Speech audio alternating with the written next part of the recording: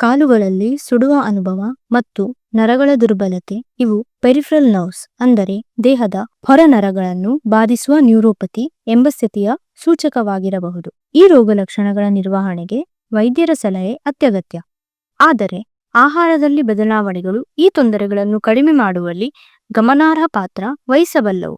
ನರಗಳ ಆರೋಗ್ಯವನ್ನು ಸುಧಾರಿಸಲು ಮತ್ತು ಕಾಲುಗಳ ಸುಡುವಿಕೆಯನ್ನು ಕಡಿಮೆ ಮಾಡಲು ತಪ್ಪಿಸಬೇಕಾದ 7 ಆಹಾರಗಳು ಇಲ್ಲಿವೆ. ಗೋಧಿ ಉತ್ಪನ್ನಗಳು. ಗೋಧಿಯಲ್ಲಿರುವ ಗ್ಲೂಟೆನ್ ಇನ್ಫ್ಲಮೇಷನ್ ಕೆರಳಿಸಬಲ್ಲದು ಮತ್ತು ನರಗಳಿಗೆ ಹಾನಿ ಮಾಡಬಲ್ಲದು. ಬ್ರೆಡ್, ಪಾಸ್ತಾ, ಬಿಸ್ಕಟ್ನಂತಹ ಗೋಧಿ ಉತ್ಪನ್ನಗಳನ್ನು ತ್ಯಜಿಸುವುದು ಉಪಯುಕ್ತ. Refined carbohydrates. ಬಿಳಿ ಬ್ರೆಡ್, ಬಿಳಿ ಅಕ್ಕಿ, ಸಿಹಿ ತಿಂಡಿಗಳಲ್ಲಿರುವ ರಿಫೈನ್ಡ್ ಕಾರ್ಬ್ಸ್ ರಕ್ತದ ಸಕ್ಕರೆಯನ್ನು ತಟ್ಟನೆ ಏರಿಸುತ್ತವೆ. ಏರಿದ ಬ್ಲಡ್ ಶುಗರ್ ನರಗಳ ಹಾನಿಗೆ ಕಾರಣವಾಗುತ್ತದೆ. ಸಂಪೂರ್ಣ ಧಾನ್ಯಗಳು ಮತ್ತು ಸಂಕೀರ್ಣ ಕಾರ್ಬೋಹೈಡ್ರೇಟ್ಗಳಿಗೆ ಮುಖ್ಯ ಪ್ರಾಶಸ್ತ್ಯ ಕೊಡಬೇಕು. ಸಕ್ಕರೆ ಮತ್ತು ಆರ್ಟಿಫಿಷಿಯಲ್ ಸ್ವೀಟ್ನರ್ಸ್. ಹೆಚ್ಚು ಸಕ್ಕರೆ ಇನ್ಫ್ಲಮೇಷನ್ ಹೆಚ್ಚಿಸಿ ನರಗಳ ತೊಂದರೆಗಳನ್ನು ತೀವ್ರಗೊಳಿಸಬಲ್ಲದು. ಕೃತಕ ಸಿಹಿಕಾರಕಗಳು ನರಗಳ ಕೆಲಸದಲ್ಲಿ ಗಲಿಬಿಲಿ ಮಾಡಬಲ್ಲವು. ಸಿಹಿ ತಿಂಡಿ ಪಾನೀಯಗಳನ್ನು ತೀವ್ರವಾಗಿ ಕಡಿಮೆ ಮಾಡಿ. ಸ್ವಲ್ಪ ಪ್ರಮಾಣದಲ್ಲಿ ನೈಸರ್ಗಿಕ ಸಿಹಿಕಾರಗಳನ್ನು ತುಪ್ಪ, ಜೇನುತುಪ್ಪ ಇಂಥವುಗಳನ್ನು ಬಳಸಿ.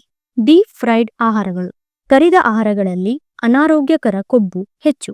ಇವು ಇನ್ಫ್ಲಮೇಷನ್ ಮತ್ತು ಆಕ್ಸಿಡೇಟಿವ್ ಸ್ಟ್ರೆಸ್ ಕೆರಳಿಸಿ ನರಗಳಿಗೆ ಹಾನಿ ಮಾಡುತ್ತವೆ. ಬೇಯಿಸುವುದು, ಗ್ರಿಲ್ ಮಾಡುವುದು, ಸ್ಟೀಮಿಂಗ್ ಮಾಡುವುದು ಮುಂತಾದ ಆರೋಗ್ಯಕರ ಬಗೆಗಳನ್ನು ಬಳಸಿ. ಉಪ್ಪು.